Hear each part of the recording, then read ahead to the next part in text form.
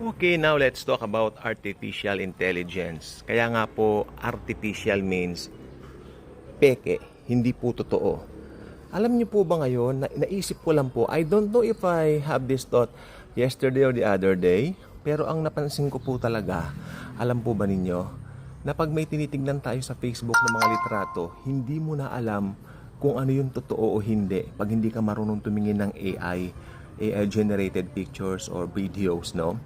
Pero thank God dahil madalas naman tayong babad dito sa sa paggawa ng mga videos gaya po nito, alam na po natin ngayon kung ano yung mga what's real or what's not pagdating sa mga pictures. AI kung tawagin, artificial intelligence. Okay? Nakakatulong po sa akin si artificial intelligence in a way of research, in a way of many things. Pero syempre yung authenticity. What is authenticity? Authentic. Ito yung tinatawag na original. Pag tayo po ay kumukuha ng ating mga papeles, napaka-importante po na authentic yung kopya para ma-approve kung ano man yung mga request mo. Like mag-a-abroad ka, meron kang gustong gawin, like involve yung mga requirements tulad ng mga birth certificate, marriage certificate, etc. etc.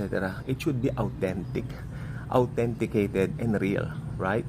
Sabi nga ni Jennifer Lopez, I'm real. O yun, talagang napakaganda po. Pero lately, nakikita po natin yung medyo pag-alis sa realidad at pagtungo sa mga mundo ng artificial. Pati po mga actually, ugali po ng artificial, matagal na yan, mga plastic na tao. Matagal na pong meron yan. But I'm not talking about that, unfortunately. I'm talking about yung ang daming fakes. Mga peking news, kaya wag agad naniniwala sa mga peking news, no? Maring mapahamak ka pa dyan pag hindi ka nag-iingat, mas ibabalita mo rin sa iba at mapagbintangan ka pa na hindi maganda yung ginagawa mo. Kaya ang Lord naman nagbibigay sa atin ng kumbaga solidong ground kung saan tayo lulugar, at yan ay ang Biblia, kanya banal na salita. Diyan po walang fake, diyan po totoo lahat. Kaya alam po ba ninyo, kaya pagdating nitong Antikristo, lahat po yan fake. Tingnan nyo, peking Kristo siya. He's not a real Christ, fake. 'Di ba? Ibig sabihin po kasi, ang alam nyo ang role ng Antichrist, gagawin niya, gagayahin niya si Christ. Imimimik niya ang Panginoon in a way na kung saan mag-gain siya sa sarili niya. Ang Panginoong Jesus, niligtas niya ang buong mundo para maligtas ang mga tao. Pero ang Antikristo, magpapakilala kuno na ililigtas niya ang mundo para alipinin niya ang mga tao. So tignan niyo ang kaibahan ni Jesus sa Antikristo. Si Jesus nagpunta rito para bigyan ng kalayaan ng tao. Pero ang Antikristo darating niya sa tribulation. Sabagay maikli lang naman ang panahon niya, 7 taon lang naman. Pagbigyan, joke. Hindi, pagdating po niya, i-enslave niya ang mga tao. Tandaan po ninyo, sa Galatia 5:1, nakalagay doon, malaya na kayo. Huwag na magpaalipin kahit kanino paman. Hindi po ba? Pero ang Antikristo, ang isa po sa hangarin niya, alipinin pa rin ang tao. Alipinin ang tao, alipinin niya. At kung ayaw sumunod sa kanya, ipapapatay niya. Kaya yan ang hangarin ng Antikristo.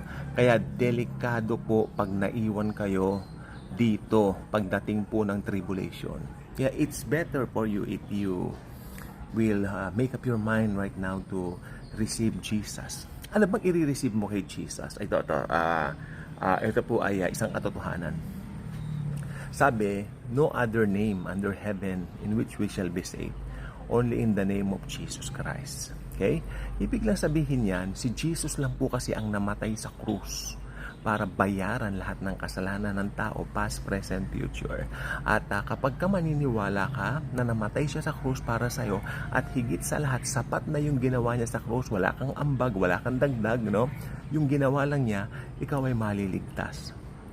Just like what the Apostle Paul told the jailer, what must I do?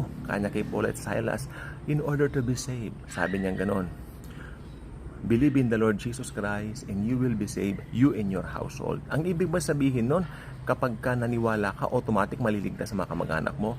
Hindi po ganun ang ibig sabihin ni Pablo. Ang ibig sabihin ni Pablo, darating yung time masasave sila, makakakilala rin sila sa Lord. Hindi yung kumuligtas na sila, bawa ligtas ka na tapos ligtas na yung pamilya mo maski hindi tumanggap kay Jesus. Hindi po ganon.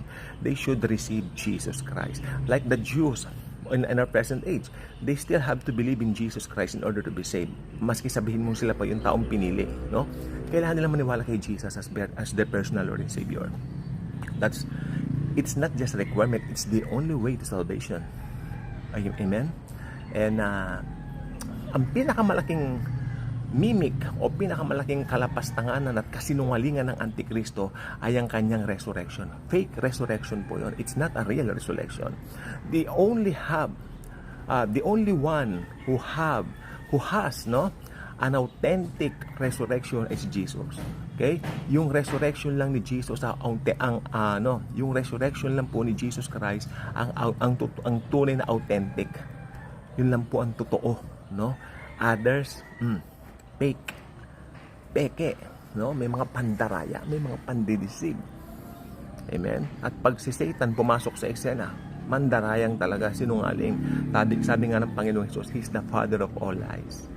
Siya ang ama ng lahat ng kasinungalingan. That's why yung mga taong madali niyang maakit, yung mga taong madaling mag-give in sa kanyang mga tactics, ito ay mga taong walang Kristo sa puso at walang interest sa Diyos. Ito po ang keyword. Unbelievers po lahat ng tao, yes. Pero talaga may mga taong walang interest sa Diyos. Especially kapag sila po ay napupuno ng kayamanan dito sa mundong ito. Pwede kang ilayo ng mga bagay na yan sa Diyos. At dumating ang point na hindi ka na makilala kay Jesus dahil talagang sinaklaw na ng kayamanan ng puso at kaluluwa mo. Ang ending mo, the wrath of God.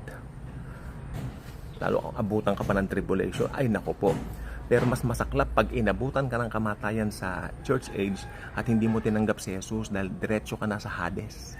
Doon ka maghihintay hanggang buhayin kang muli para itapon ka sa Gihina.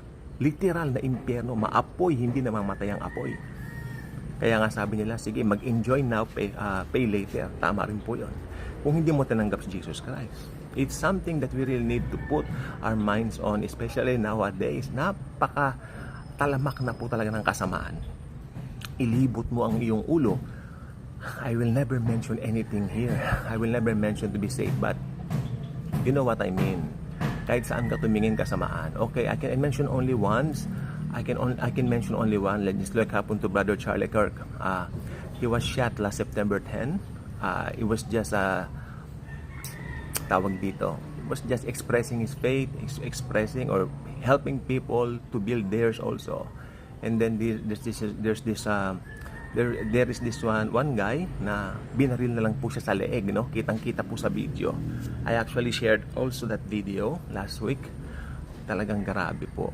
At meron din siyang picture sa kabaong, nakakaawa po. Pero alam niyo kung titingnan po niyo beyond that, kung magra-rapture na po sa September 23, madali lang po siyang namatay kasi mabubuhay po muli siya, no? Pero ngayon kaluluwa niya sa langit, siyempre. Kasi pag dumating po yung rapture, kung saan ka inilibing, babalik doon yung kaluluwa mo, mabubuksan yung libingan, at in the twinkling of an eye, bago na po ang katawan, at papainan lang na tayo sa langit, tataas po tayo sa langit. Okay? Chwing! Ganon, no? Diba? Just like that. Ayan. Yan po. Ang kalangitan niya. Diba? Yan po ang kalangitan niya. So, sabi ko po, ang mundo ngayon ay talagang talamak na sa kasamaan. They don't have any interest in God. Yes. But God is still waiting for them. That's why yung pangangaral ng Ebanghelyo ni Kristo, talagang wag tayong mahihiya to share it dahil tayo po talaga ang gagamitin ng Lord. We are the ambassadors of Christ here on earth. We are the one who represents Him, represent Jesus Christ, represent Him, His love, His grace. And sa mundong puro fake, tayo po ang tunay. Okay, tayo mga nananampalataya kay Jesus, tayo po ang tunay na ginagamit upang ang mga taong nabubuhay pa rin sa pagka-fake at sa pagiging hindi authentic ay makuha po natin at madala kay Kristo Jesus.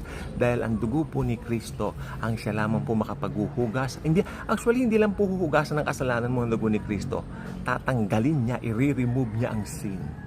Okay? Kasi pag ginugasan parang di ba, aalisin talaga yung kasalanan mo.